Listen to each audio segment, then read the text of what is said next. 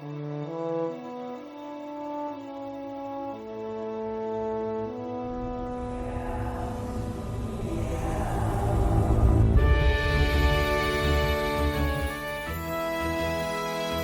Ryan. Hello, Rachel. How are you? I'm stuck. And I can't get up. I'm stuck. No, I've fallen and I can't get up. Rachel, I'm stuck. I'm stuck in the labyrinth of my own mind. I've been reading a book called Labyrinths of the Mind. You have? Yeah. I'm sure it can help me checked it out. from the library. Which library? I don't know if you know about it. No, I don't go to the library all that much. It's a traveling library, actually. Oh, did it get affected by the burn? Did they address that in any way? No. Okay, weird. No. Weird, a traveling library. Okay, yeah. So tell me more about this library and the labyrinths of the mind. Will it help me get out of my mind? No, it just helps you understand yourself. It's mostly a self-help book, to be honest. You know what it sounds like? A test. It's a test, Rachel. On my mission. Our mission is to go through every episode of Star Trek Discovery one by one, rewatching it and discussing and reviewing it. Oh, Rachel. Mm-hmm. That's what we do here on Yum Yum Podcast, isn't it? Sadly, yes, it is. Yes, it is. That's what we do here. And we're called Yum Yum because you, Ryan, my dear husband. Yes, my dear wife, Rachel. Decided that moment from Star Trek Discovery Season 2 was ridiculous enough to name our podcast after it. What a moment. And now we are here dealing with the final season of this goddamn fucking show. A goddamn fine cup of coffee of a show this is. Rachel, you sound low in spirits, but let me raise them up for you by letting you and the listeners out there know what episode of Discovery we had to watch and that we are going to be talking about today. It is Labyrinths, episode 8 of season 5. And here is the description according to IMDb. When Burnham is trapped within a mindscape designed to test her worthiness to retrieve the progenitor's powerful technology, Book, Rayner, and the crew of the USS Discovery must hold off the Breen long enough for her to escape. Getting a bit of a tear in my eye from just how powerful that is. There's so much to process here. Over on our Patreon, we've been doing reactions to these episodes. So people, if you support the podcast, you can get access to those as well as these episodes early and a whole back catalog of goodies. But when we reacted to this, we started out with a lot of energy, a lot of vigor in our step. It was literally the first thing we did that morning. We woke up, had breakfast, watched Discovery. Now, isn't that called life? We've all been there, right, guys? And you can see us in real time, see our souls drain away, but you can also see us in real time, point to the screen and say, that's the Yum Yum moment, the moment of absurdity, the moment of wow and wonder and glory, the moment closest to when Commander Nandi said Yum Yum. And what was it, Rachel? What was our Yum Yum moment? It was a specific delivery from a lovely, fearless captain of the word rank. And you described it as... Well, last week, when she said Breen, it sounded like a ghost was haunting her. And to start the episode, we did have another Yum Yum contender that was taking up the whole time. Do you remember what the delivery was? Her saying, it's my mission, like it's a ghost that's haunting her. But when she had to say in like her defense of like, why have I got to be the one to always prove myself for love, for honor, for my rank? It sounded like the food poisoning had just set in. You don't have to prove that you deserve this uniform, this rank. What did you think of Labyrinths? I thought it was shit. I gave it a 1 star when we initially watched it, and I stand by that choice, because god damn it, was it so fucking boring. Like, it's very straightforward, which I kind of appreciate. There isn't as much tacky direction as the previous episode. But that also meant that, like, I had more to say about it. Like, this one, it's just oh so discovery.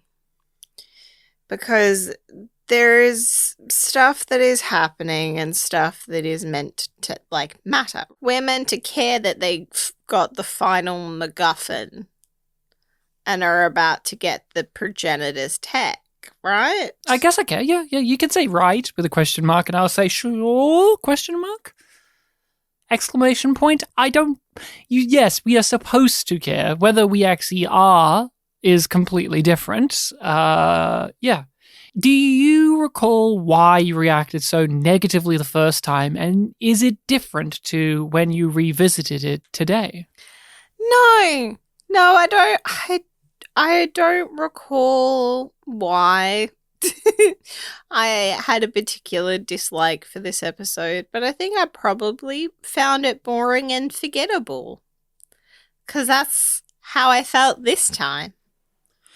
I had no recollection other than like the basic elements, and then we watched the episode and I was having that strange sensation of remembering why I don't remember the episode at all. It's easy just to say, yeah, it's boring and dull and plotting, but it's unengaging.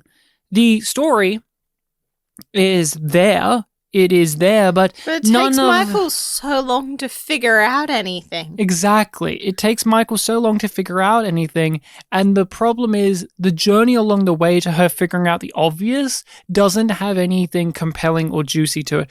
So, in real talk here, revisiting it, it made me super sad. Like, super sad in the sense of, like, I'm feeling my time be wasted. I was getting sleepy.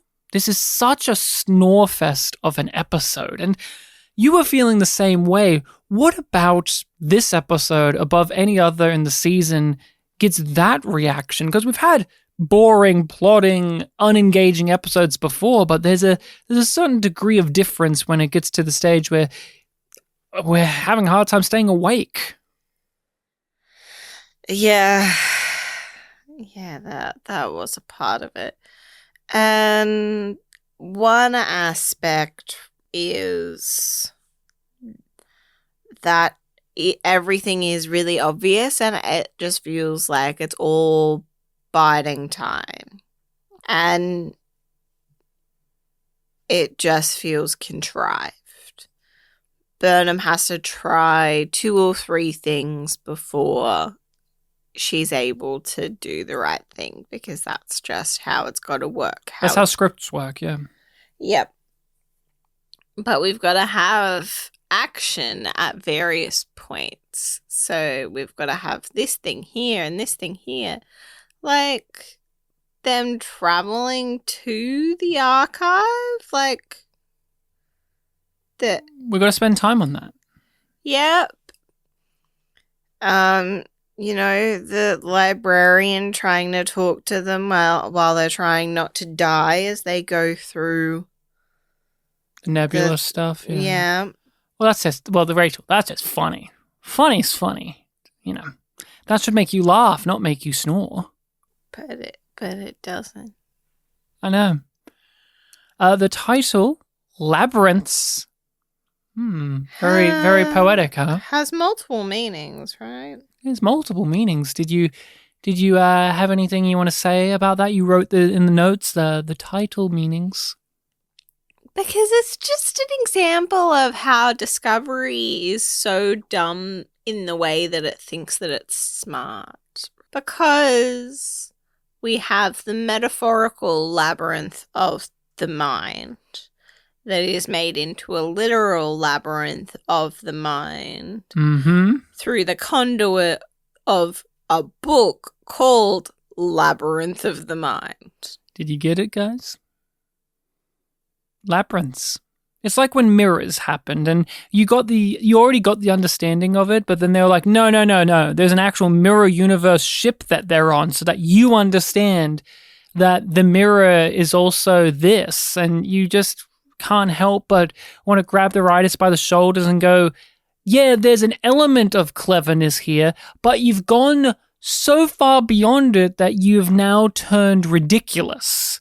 And that's where Labyrinths, the title, came in. It was like, you asked before we started it, why is it called Labyrinths and not Labyrinth? I'm like, well, there's more than one labyrinth. There's the labyrinth of her mind, and then there's the literal, and then there's the book. And you just rolled your eyes at me and were like, oh, God. Mm-hmm. And that's where we begin. What do you want to talk about, Rachel? What do you want to get into? Well, let's start with perhaps the most throwaway aspect of this episode. Before we get into book, I do want to touch on the concept of this archive in general, because it feels like a cool sci-fi idea, and it kind of reminds me a little bit of like the Library of Alexandria thing in Avatar. Sure. It also makes me think of many things like... Oh, yeah, like this idea is in a bunch of things and a bunch of sci-fi.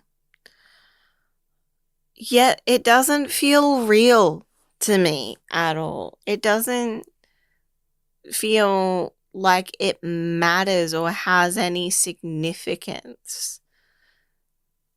Does it to you? Well, no, of course it doesn't. It's a but neat, we're meant to be afraid. Because there's not much reverence for it, because we don't have time to have reverence for it. Because to be awed by it. Doesn't have any reverence for it. So when the Primarch rune is just like, I'm gonna fucking burn it to the ground. The only thing you're supposed to care about is the lives at stake, not the cultural significance. Maul has more care about the cultural significance that would be lost. I don't know why. She's just saving her own skin, but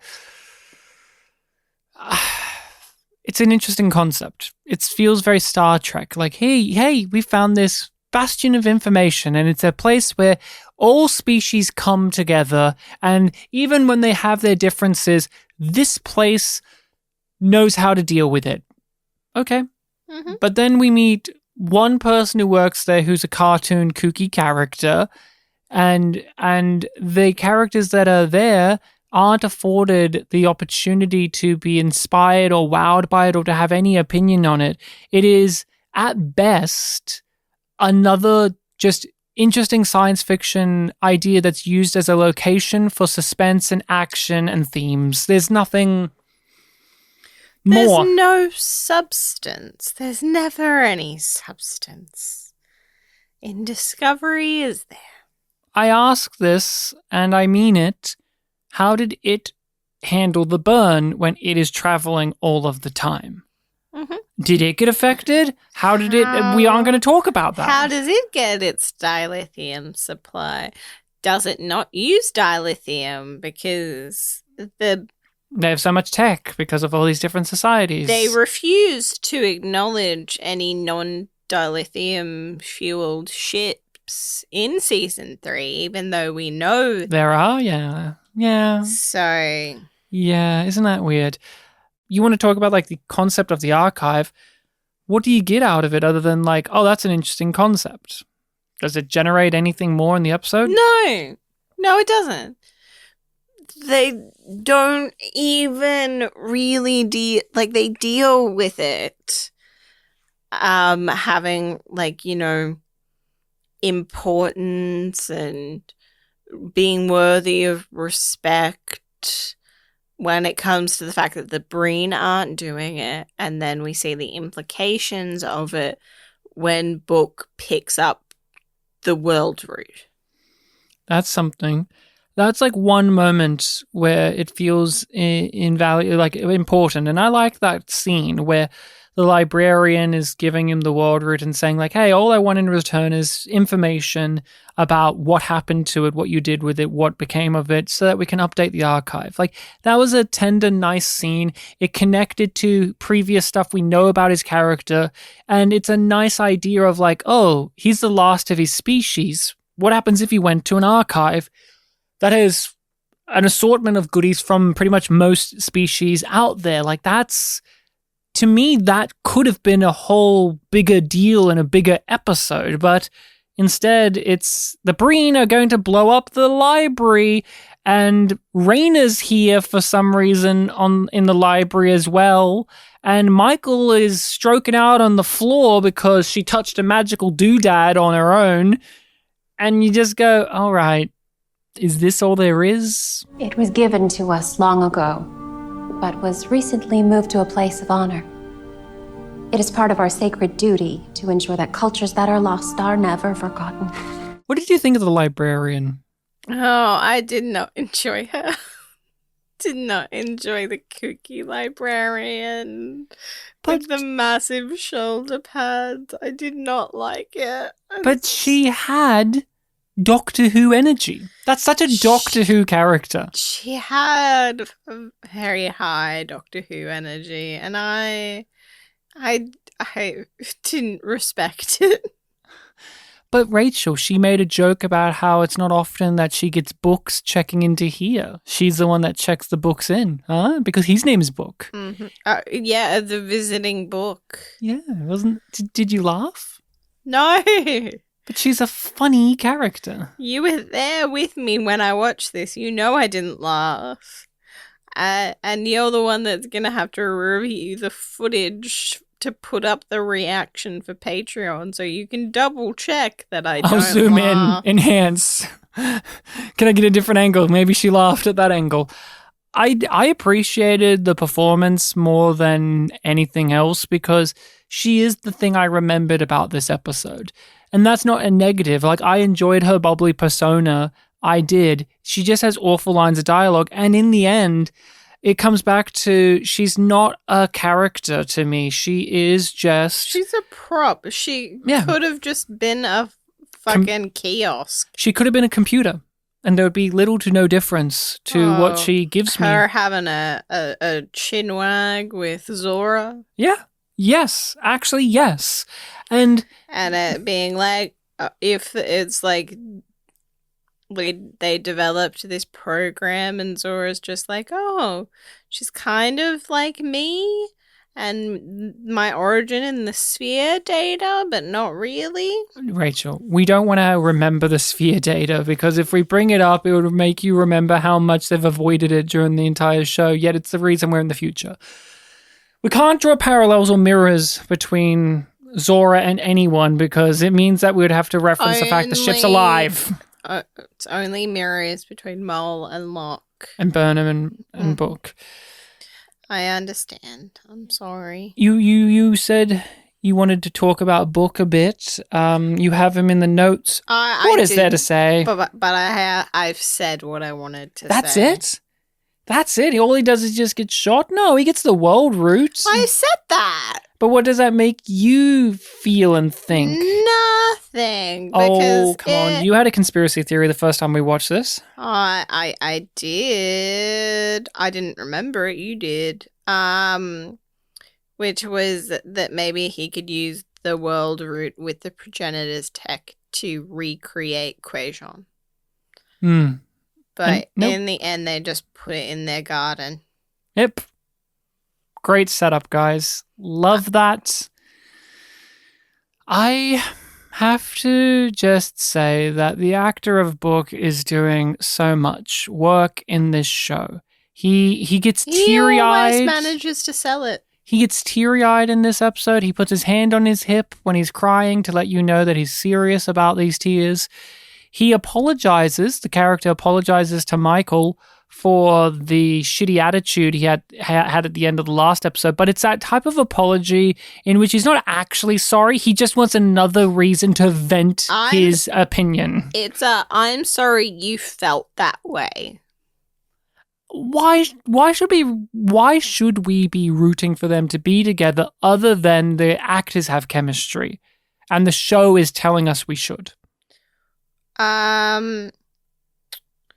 Because we know that nobody who is not romantically asexual they can't be happy without a partner. Mm-hmm. Okay. So sorry, that's the only bullshit that I can come up with right now is because men and women love each other in past must love each other again. I sure hope Ash Tyler doesn't hear about this. He might get real upset. He's in the past. They can't get together anymore. Yeah, he can never time travel. We've never seen time travel happen ever. No, we know he's stuck there. We know that the ability to time travel is just stopped. It's restricted. Yeah. David Cronenberg is just a funny little guy. I wonder about their relationship because this episode has it be that the person Michael sees within her mind labyrinth is Book, which is obvious. And she says, I wish it was Tilly. And it's like, well, if it was Tilly, it would be just as frustrating, trust me. But it's Book because she still loves Book. But it's not just enough to say she still loves Book.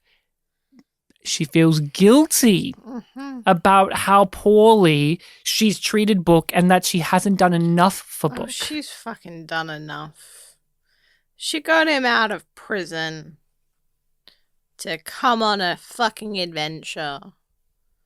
That's enough, right?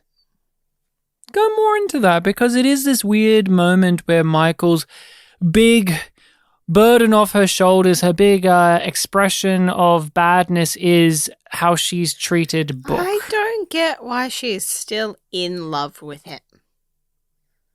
I mean, he's hot.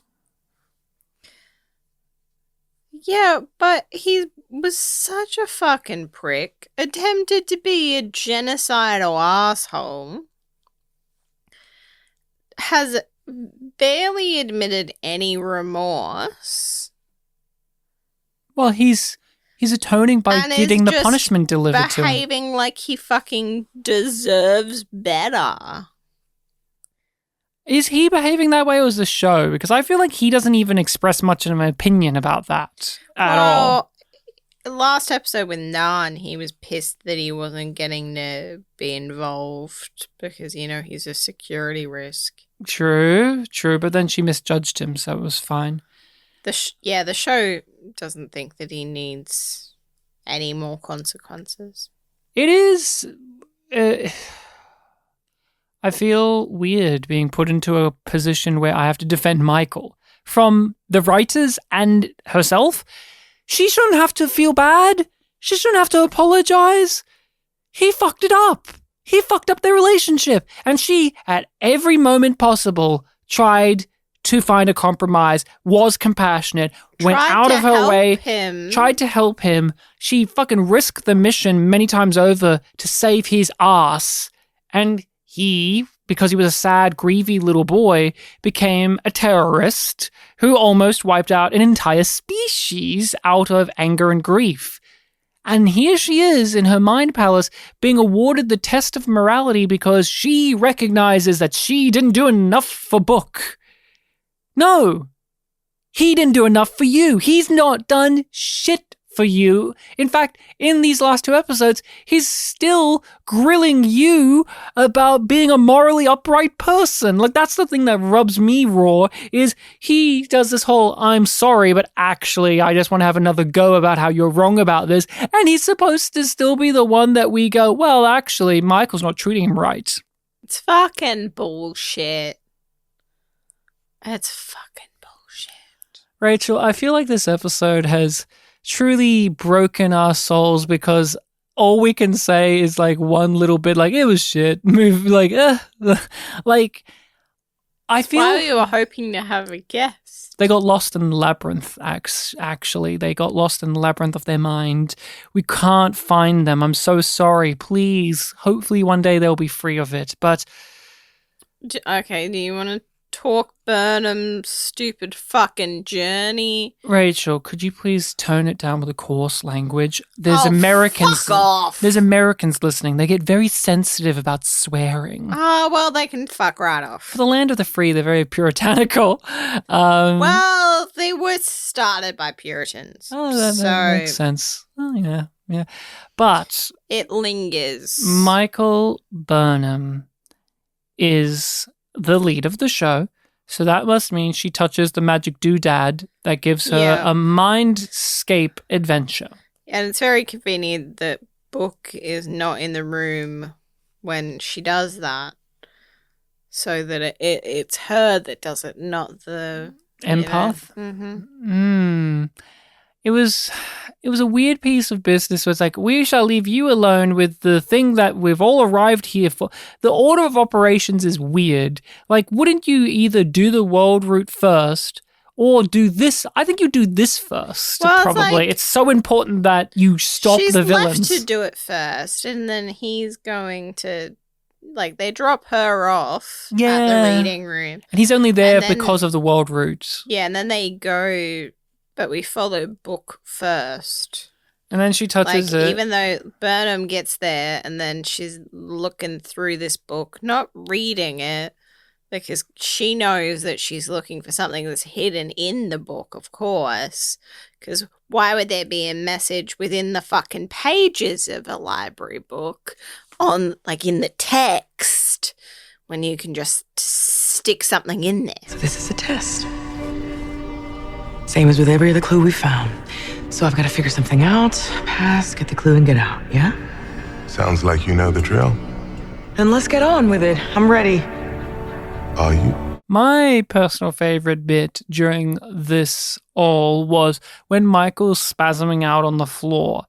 Rayna's there for some reason. I don't know why. What? He is there Yeah. as well as Hugh. I feel like you don't need the second in charge to be there, but no, it's not fine, actually. No, it's not fine.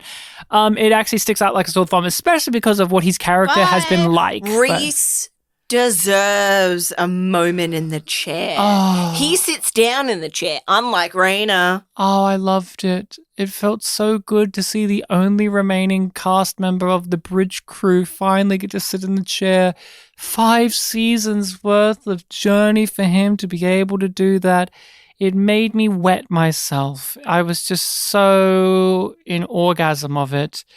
But in all seriousness, the thing that I found hilarious was when Rayna was like, all right, this Beta Z person, look up everything that they were interested in this archive. I think Book says that. No, it was Rayna. I thought it was You know Book. what? Let's just say it was Hugh, just so he had something to do. No, he crouches. He is crouching this whole fucking episode. But the point being... The only thing that he gets to do is check vitals and crouch. Yes. Well, that's a Huda. Thank you for starting it early. That's literally all there is for the Huda. Yum. All right. And if you would like to check out our socials, you can find them under Yum Yum Pod or Yum Yum Yum Podcast. If you want to email us, do that at yumyumpod@gmail.com. Wait. Also, Mole became the leader of the Breen somehow for some reason in the And most we're done. fast-forwarded, contrived, lazy way possible. If you've enjoyed the podcast, make sure to leave us a rating and review. Share this with all of your friends, family, and foes. Rachel, who should have said yum yum in this episode? Oh, the librarian. When? In thanks. She didn't do this, but in thanks after saving them. Okay. I think she should have said it when he gave him the world route. In a very breathy, sexy tone. And then when he touched the root, you should have seen her finger stroke his finger. And then he looks at her and she gives him a wink.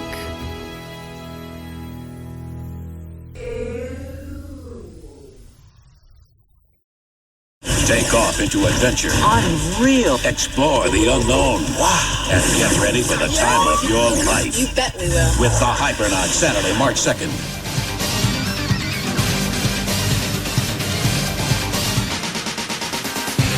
Stand by to launch into a universe of action and adventure with the Yum Yum Noughts. Hi, Ryan. Hello, Rachel. How are you? Are you ready for this new adventure? I am so ready, but at the same time, I feel like I'm out of my elements. I've wandered off the path into something that I'm not supposed to be in. See, I feel like I'm jumping into the unknown. It's like, but I know you. You know me. I do know you. You are my husband. Is that right? I'm your husband? Yeah. God. Did you forget? No. It just feels like I've taken a few left turns at the moment. I'm trying to course correct into the direction I need to go, but thank goodness. Well, we get you're to here. travel through this maze together. Oh, thank goodness that you're here. The labyrinth of life. Oh, the labyrinth of the mind, Rachel, is telling me that you're my wife, and that must mean we have the purpose of Yum Yum. That's right, everyone. This is Yum Yum Podcast, the podcast brave enough to have covered all of science fiction television. We've covered all of it, and now it's led us to this final contender. Yeah. You know, it was really handy when we actually found out the regenerative abilities of the Gallifreyans was real and we could access it. Like, that is the only reason that we've been able to do yumyumpod for so long. And cover every piece of science fiction television there's no ever created. way that we could have done that in one lifetime. I think everyone's favorite series that we covered here on Yum Yum Podcast, of course, think they have Okay. you know, like the first one. The first one's always meaningful. Yeah, what was that again? It's so... Well, you still make me explain what the Yum Yum moment was. Oh, you remember it. So anybody who listens should already know. Which is the entire population of Earth.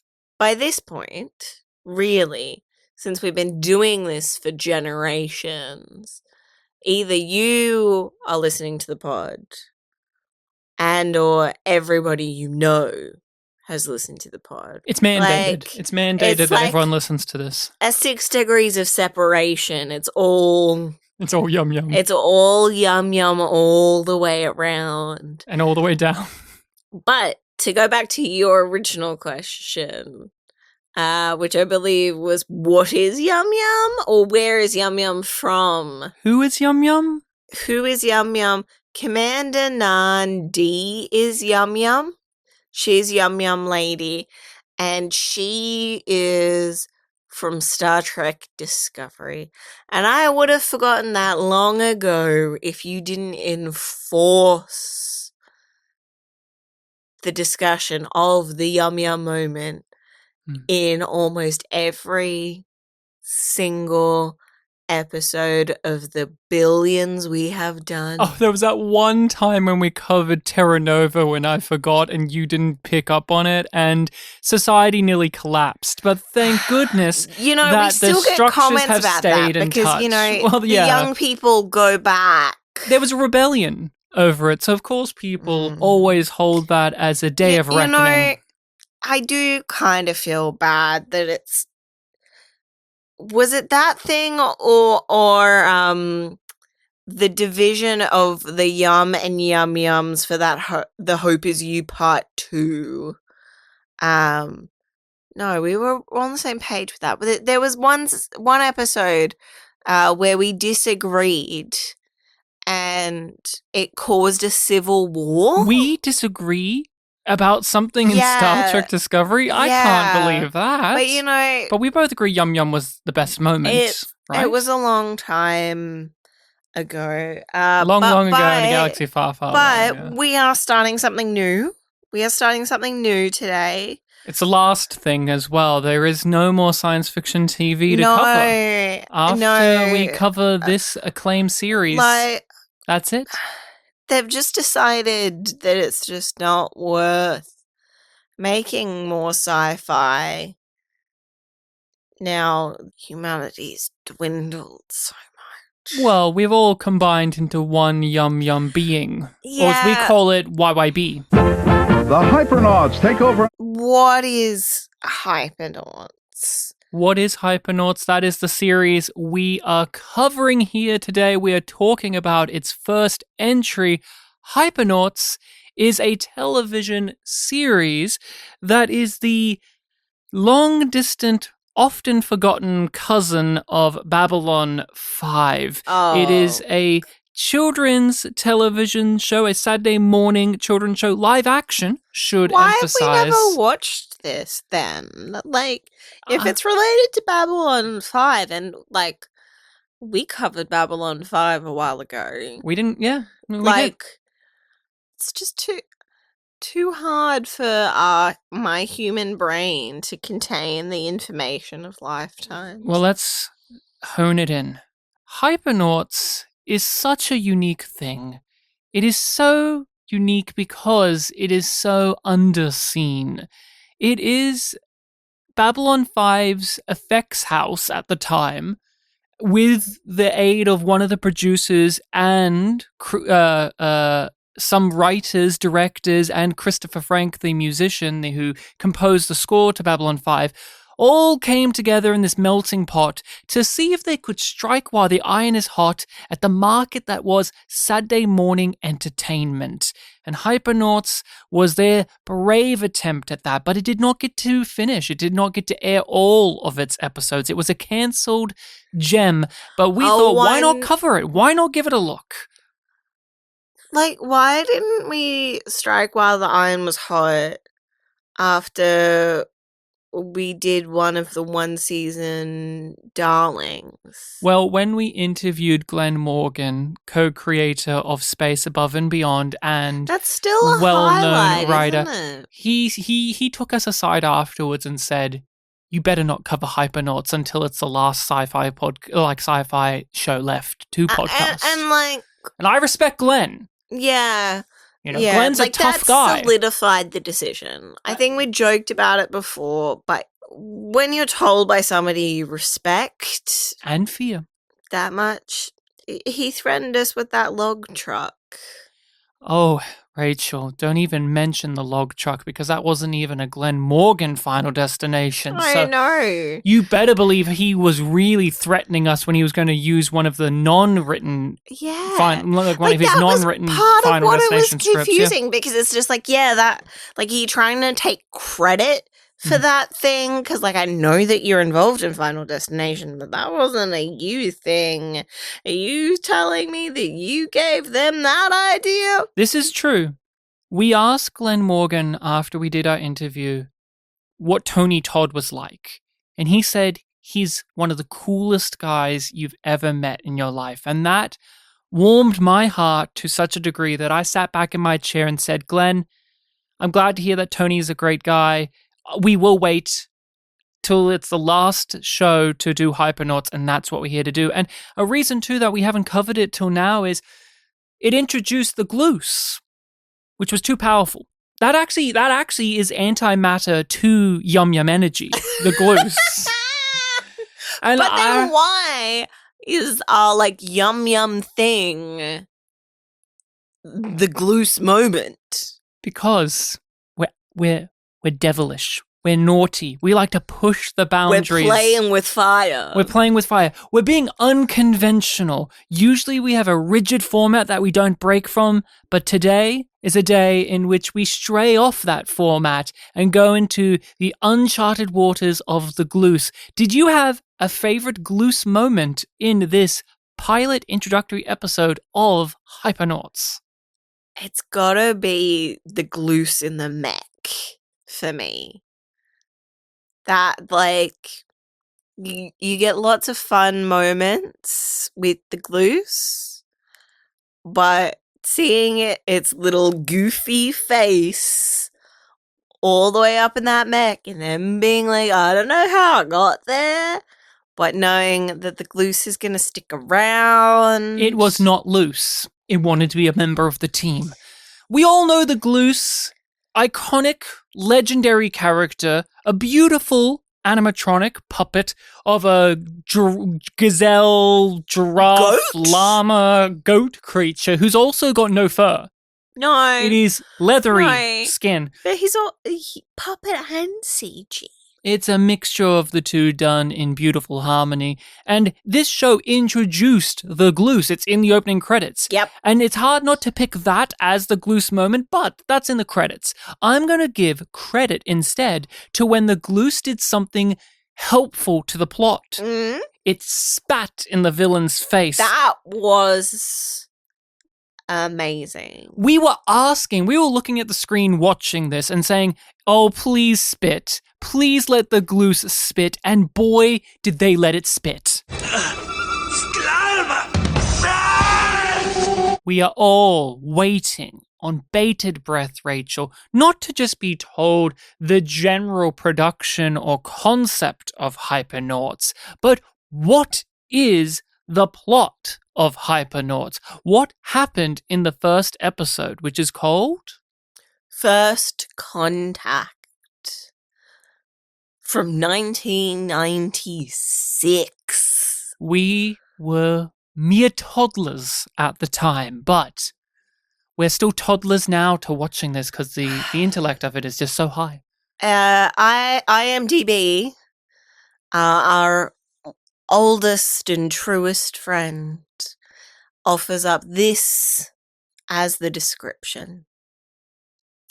3 space cadets are hurled across the galaxy, stranded and alone. I feel so sorry for those brave Hypernauts.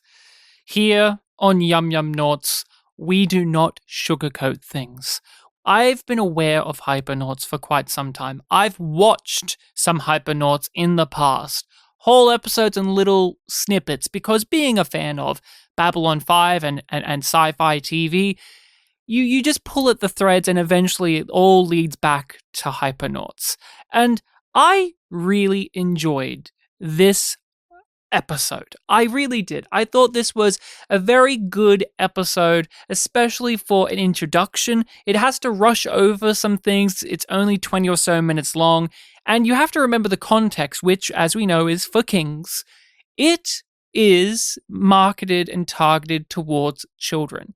And yet, I feel like there was so much creativity, so much ambition, so much drive and verve behind this. I very much enjoyed First Contact. What about yourself? What's your thoughts on this? And do you have a previous history with Hypernauts? I do not have a history. I don't think that I've ever watched any of Hypernauts. I kind of forgot that this is where the Gloose is loose as a phrase or statement originated from. And I was kind of disappointed that they didn't say it in the episode. I don't even know if they ever say it in the series. I think I created that. Oh God, it's been so long. I was not as much of a fan of this pilot. I feel bad saying that though, because they're trying so hard. You're punching down at Hypernauts. They're trying so hard, and I didn't like it. Well, what didn't you like about it? And were there things that you did appreciate? I didn't like the acting. I did like the score. Christopher Frank going sicko mode. He was held back on B5, but here he went loose like the Gloose. The script is very bare bones because it is trying to set up a lot in 20 minutes, but I didn't didn't enjoy a lot of the dialogue. It was cringy and forced. I did like the gloose. Love the gloose. Love the gloose. No notes. Love the choice of puppet and CG. Love it.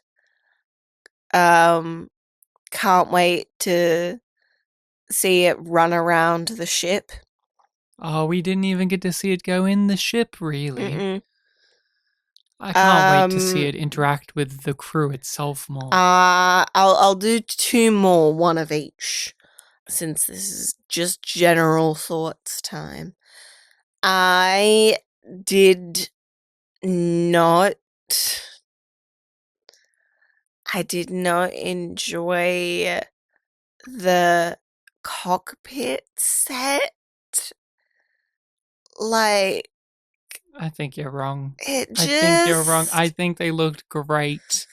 I could get... Reminded me of Red Dwarf when they're in the Starbug. Yeah, that's true. And I like that set too. Uh, Perhaps you're just not in the zone of liking children's show. No. Okay, stuff. honestly, I disliked their Space Cadet outfits more than the cockpit.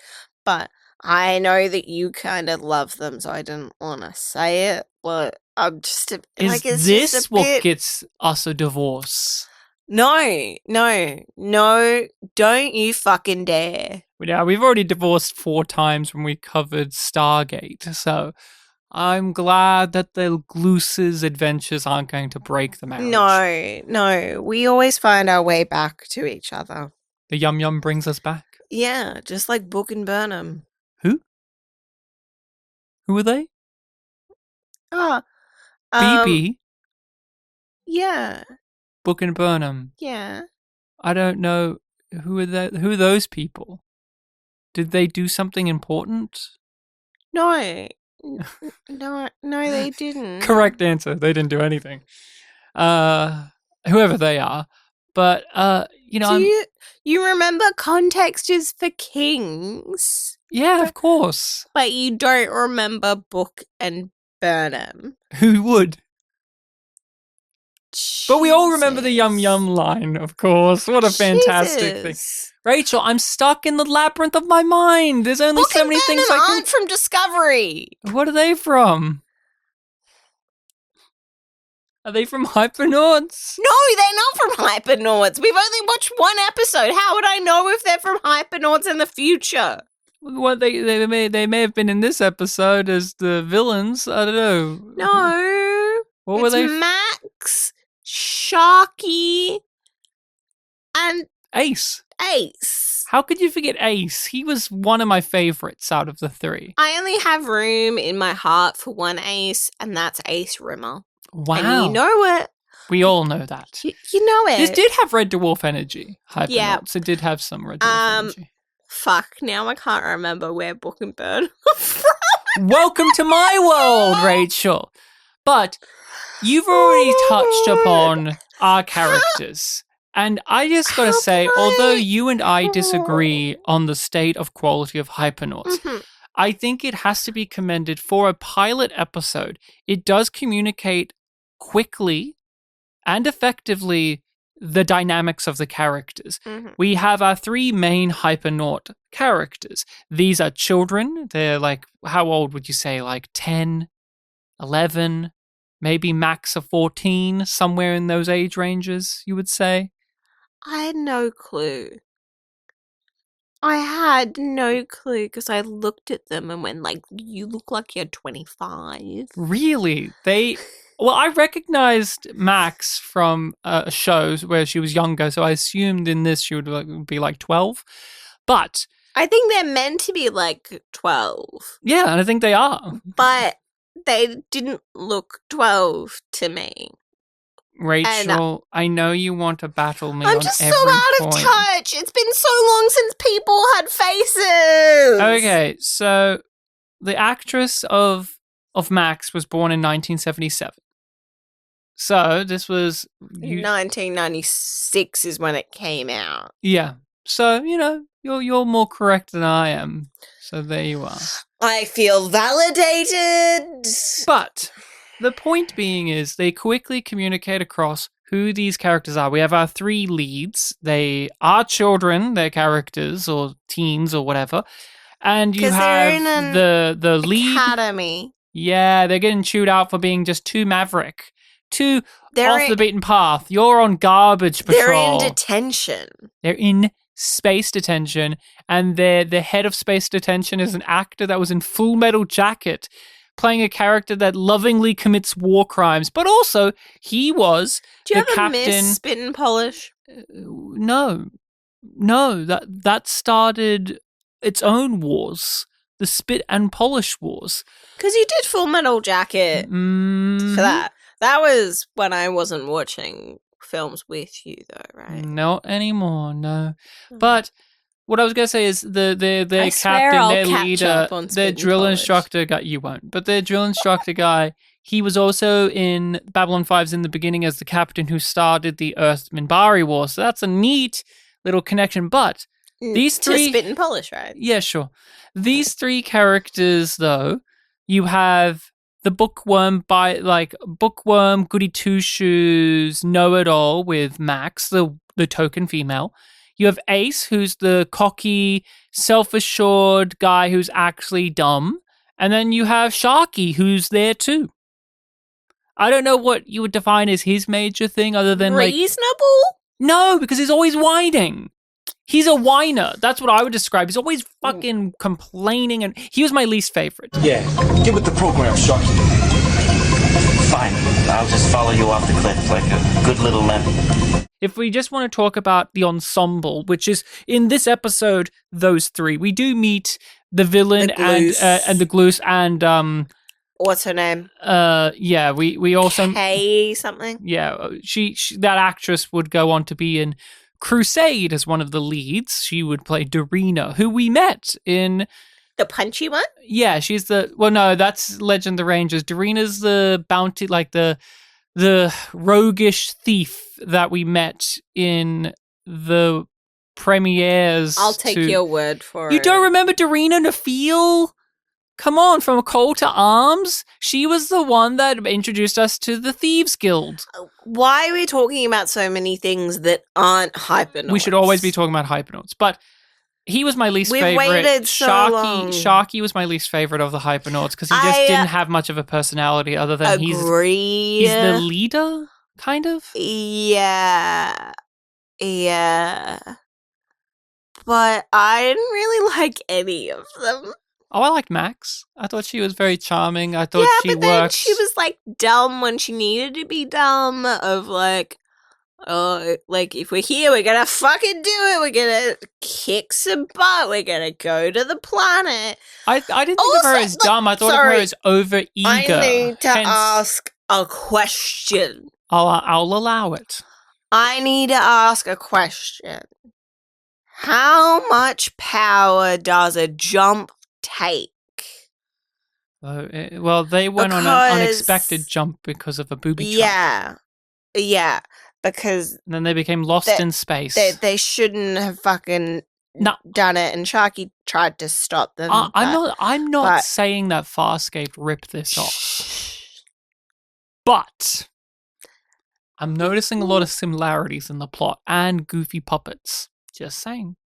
Even a translator thing that's forced upon a character. I'm noticing similarities here. Who ripped off who? That's right. Everything goes back to Hypernauts. After covering all of science fiction. Everything goes back to Hypernauts. No. Nothing's original. Yeah, okay. But your question was how much power They're does like, a jump well, take? we only have 15% left, and then they just fly all over the fucking place. They fly to one place in particular, and then they land and use their mechs. Now, I'm going to count you. I think Max isn't dumb. I think she's over eager to the point of getting herself in trouble. That's why it makes sense that she's in detention in the first place. Yeah. She is I don't mean this as a joke. She is the ideal version of what Tilly from Star Trek was supposed to be. Why are you bringing up Discovery so much? I've also brought up other things, if it helps. But she is like the ideal version of Tilly, where, one, it does help she's a child. It actually does help. She's socially inept and she's teach? over-eager and gets herself into trouble, but in the end, she will pull it all together. What about Ace? You didn't like Ace? I know you only have one ace in your heart, but this guy wasn't too bad. No, like, just stupid. Like, keep your eyes on the road. Her and Sharky have a dynamic going at least as well. That gives Sharky at least something. I feel like him and her, maybe not a romance per se. I don't know the future of this series in that way, but they definitely have like the odd couple thing going on, and I like their banter together. I thought that was good. But what do you feel about this ensemble of people? So we have the Hypernauts themselves, but we also get introduced to obviously our favorite character, the Gloos, but also a fun, sassy alien lady and the central antagonists. What do you think of all of those things? Fine. Like, it's all fine. The antagonist line at the end was just so Saturday morning cartoons. And which again works. Yeah, like, and it's what it's going for.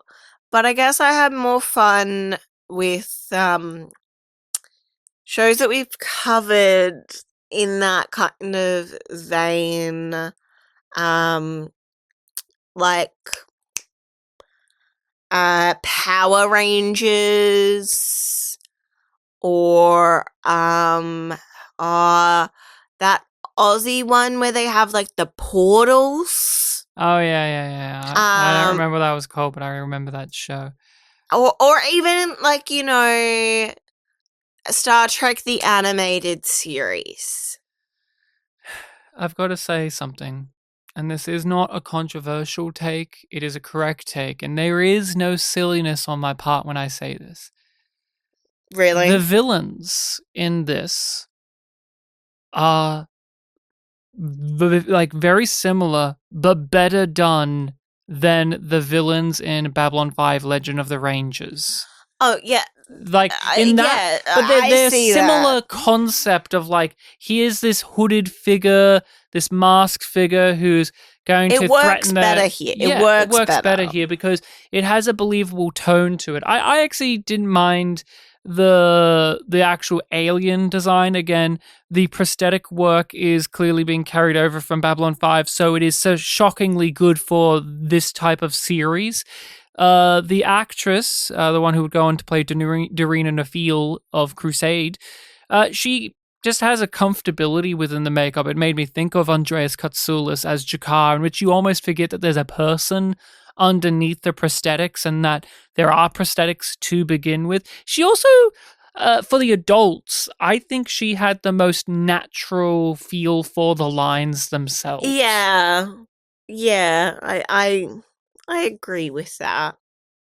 The villain himself, not that interesting. He wears a predator mask and he yells a lot. The score, when like we get the establishing shot of his ship, I think was my favorite bit of music in this episode. Oh, I loved that too. And the special effects, obviously, of their time and of their budget, and we're watching this in a low-res copy, I thought that they still communicated across size and scale and location, geography, weight, movement very well. The mechs themselves have that video game quality, but at the same time, I'm forgiving of it because these are such outlandish designs, and the tone of the show isn't trying to be serious like when Babylon 5 is. where Babylon 5's like, here's an episode where genocide's happening, cut to a cartoon spaceship flying around making zoom noises. It doesn't have that dissonance there. But the Gloos, we've already sung the Gloos's praises, but it cannot be overstated enough that there is something important about the pet, the mascot type character in these shows.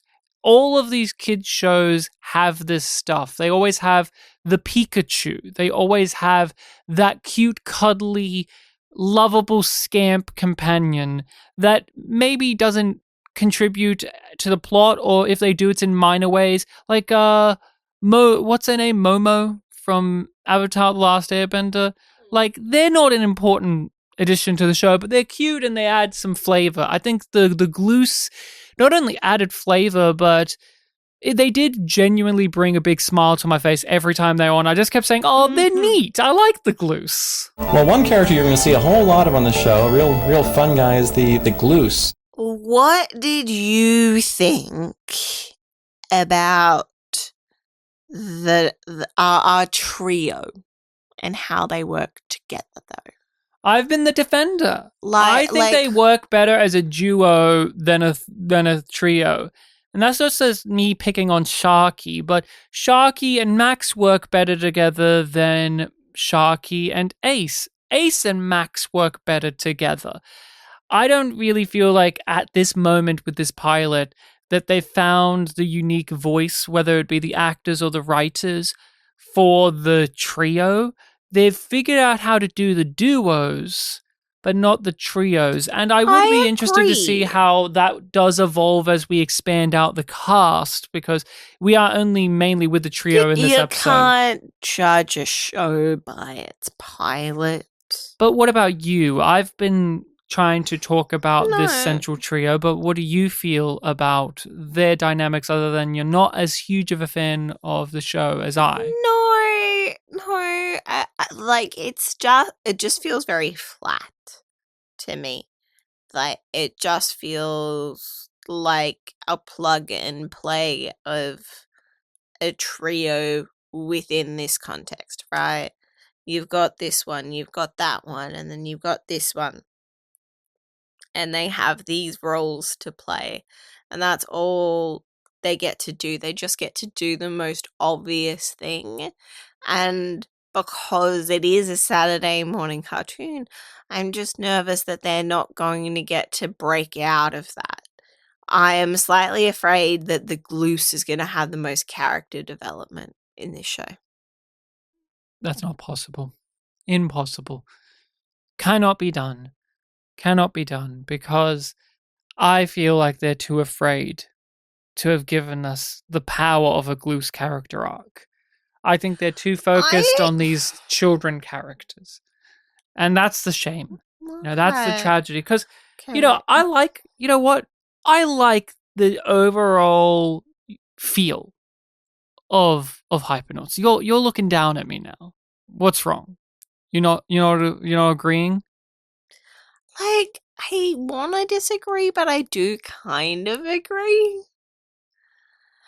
I'm feeling really weird about this pilot because, like, it's not what I want, but it is doing what it wants on its own terms. So I respect it, even though I didn't enjoy it, and it's creating a certain amount of cognitive dissonance because of that. It's treading in familiar territories, but doing it in its own way. The pitch is Lost in Space, the pitch is Voyager, the pitch is Battlestar Galactica, the pitch is Farscape.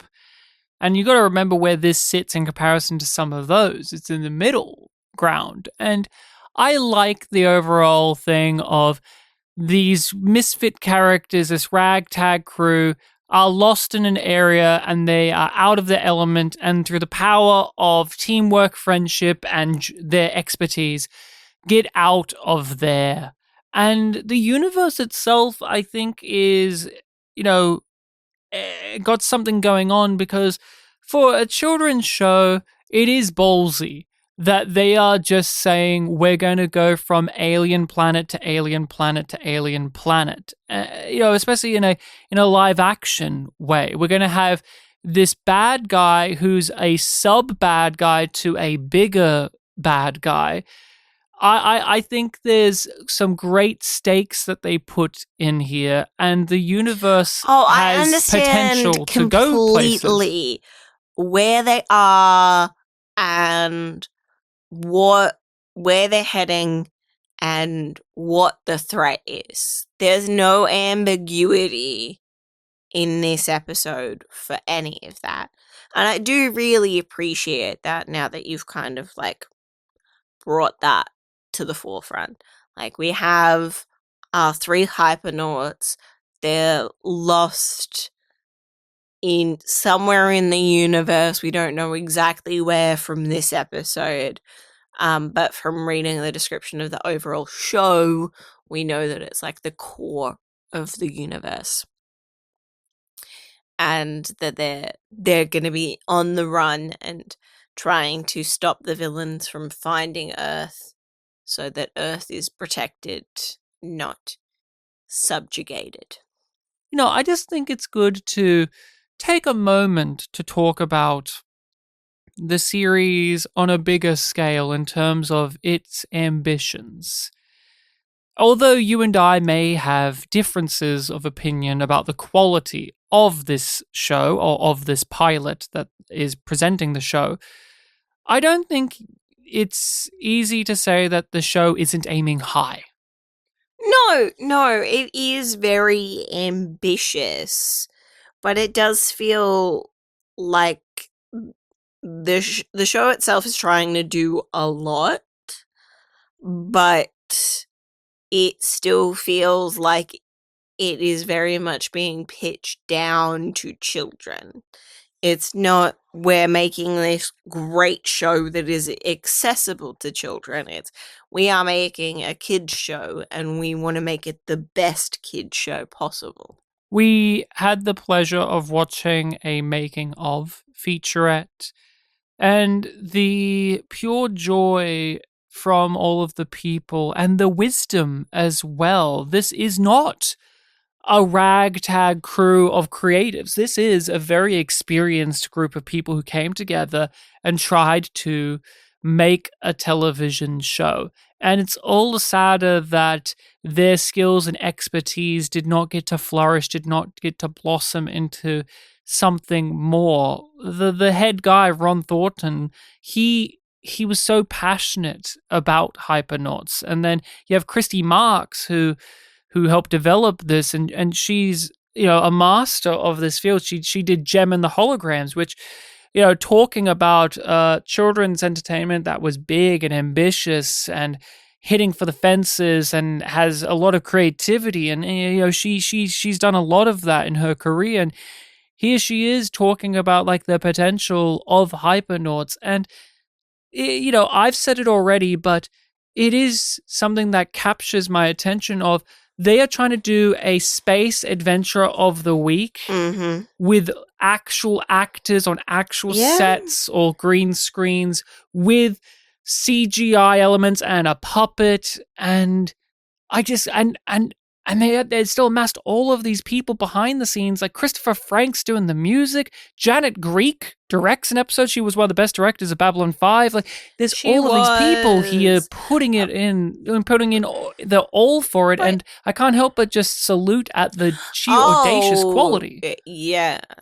You cannot downplay that side of things. And I am sorry if I gave the impression that I was.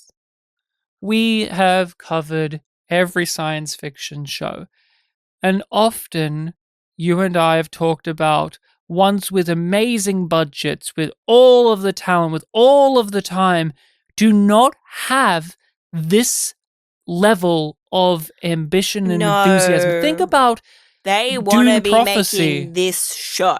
Yeah, think about like Dune Prophecy. Oh, it has such a second season. It has such a big canvas to paint on. It has a well-established IP, and yet they spin their wheels and you're left with nothing. There's no sense of direction. There's no sense of wonder. There's no sense of purpose. Hypernauts, within 20 minutes in its first episode, is knocking at the front door saying, we're going to bite off more than we can chew, and you better watch us. Mm-hmm. Gotta respect it. Hypernauts is a Saturday morning action-adventure series for kids, taking a slightly different tack from the norm. One of the things about the Saturday morning shows that are around at the moment is they tend generally to really talk down to kids, and it's been my experience that kids are a lot more intelligent than that. And one of the things that we wanted to do with Hypernauts is to kind of bring up the level a little bit more. It is also not just, oh, people did Babylon 5, did this, and then went back to Babylon 5, or they did other things. This does matter to Babylon 5 because the actress who plays our sassy alien here would get cast in Crusade because of the work she did in this series. They liked what she did here, and they brought her in, and she played one of the main characters in Crusade, who we've seen in other Babylon 5 media. Yeah. And that's saying, like, Hypernauts isn't just a random one-off thing that happened that we can just say it didn't contribute anything to the tapestry of the sci-fi we love. It did. Like I was saying earlier, nothing is original because everything is connected, though. Like, that's a part of why nothing is original, is that there's all of these tendrils. And, like, Hodorowski's Dune is a great example of that. Like, not just, like, the animated version that got made, but the doco was all we had for ages. And even that, like, really showed all of these different aspects that it influenced within the industry. This is almost lost media. We are fortunate to be able to watch this in any form. I do not know the exact reasonings as to why this is not more readily available, why this did not live on, but we know that shows, even if they were popular or have an audience, can be forgotten, can be lost, cannot get distribution. When we covered Space Above and Beyond, it was murder to get those DVDs, and it was uploaded to YouTube without any rhyme or reason. And when we talked to Glenn Morgan about the distribution, even he is at a loss for like why it's in the state it's in. And that's a series like Hypernauts had an incredible cast and crew connected to it, people who mattered before, during, and after that series. So Hypernauts being in the state it's in, sadly, is not surprising to me, but I do wish it would change. Also, on a sad note, it's time to do ratings, and I do give it a yum. Yum. I didn't have a fun time. I can recognize all of the positives, but it just didn't. I just didn't have a fun time with it, and I feel bad that I didn't, because it's not the show's fault. It's your fault. That's my fault. I agree. As a yum yum for you. Not only is it that, because on our rating system, which has never changed, yum being bad and yum yum being good, no half yums have ever been allowed or ever will be. I, of course, give it a yum yum. Yum yum. I had a great time. I had a smile on my face. I would be happy to watch more of this. In fact, we will go on to cover all of this right now. It's the last show. It's like when we covered all of Star Trek Discovery. The episodes are going to be a little bit shorter. Like, they do tend to be when we cover a shorter show. Like, it's 25-minute episodes. So, we can only do 4 hours on an episode each. So, yeah. I know we're all used to the 18-hour-long episodes. The next episode is called The Star Ranger. Ooh, I'm pretty sure Star Ranger's its own thing as well. Well, I can't wait to watch The Star Ranger. This pilot also didn't give us all of the crew.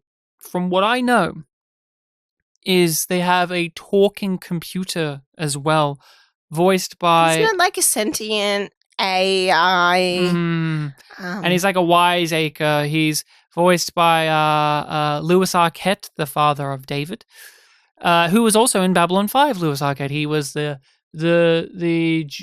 Admiral General that tipped off Sheridan of the chain of command being violated.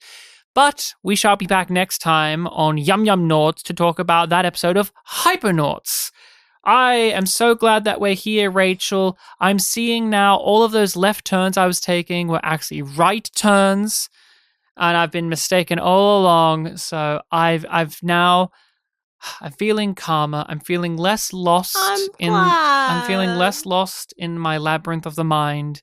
And how about you tell us all where the podcast can be listened to and found, and how people can support and contact us? You can find us at yumyumpod or Yum Yum Podcast on the various social medias that still exist. But, you know, it's really just one at this point. It really is a monopoly. I didn't think Bebo would make a comeback like it did, but boy, did it. I know. You gotta respect the hustle of Bebo. MySpace tried too hard. It lost the social media wars. Just didn't do it. If you want to send us an email, you can direct that to yumyumpod@gmail.com. As mentioned, we're still going with the Patreon. That's also linked below, but if you just search Yum Yum Podcast, you will find our profile.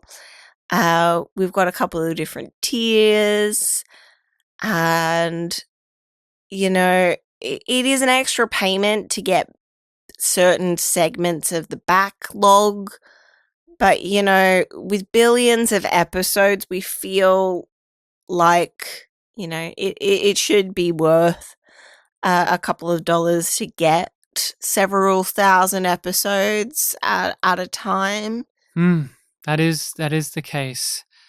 As we say goodbye, I have to know who should have said yum yum in this episode and when. The Gloose. Of course, that's always the answer. Yes, it's just a matter of when the Gloose should make an approximation of the sound of yum yum, right? Because I don't want him to. Have we decided there's a him? Oh, she, I think the Gloose is rocking a gong. They, them. I don't know. No, I don't know. Everyone, let us know. Do you think the Gloose? Maybe the Gloose is its own gender. It is introducing the Gloose. Maybe that's a pronoun. It's a the?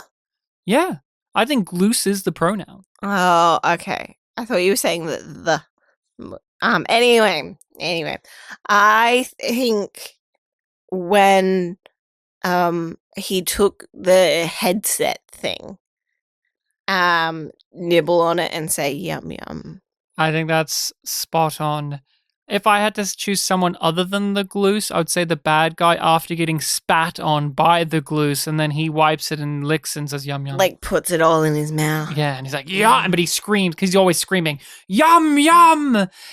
You can tell that I had to double check, but I knew in my heart, you know, that actor was one of the Drazi ambassadors in Babylon 5. You can just tell from his line deliveries. He has such Drazi line delivery. Yes? Oh, Ryan. Breaking news.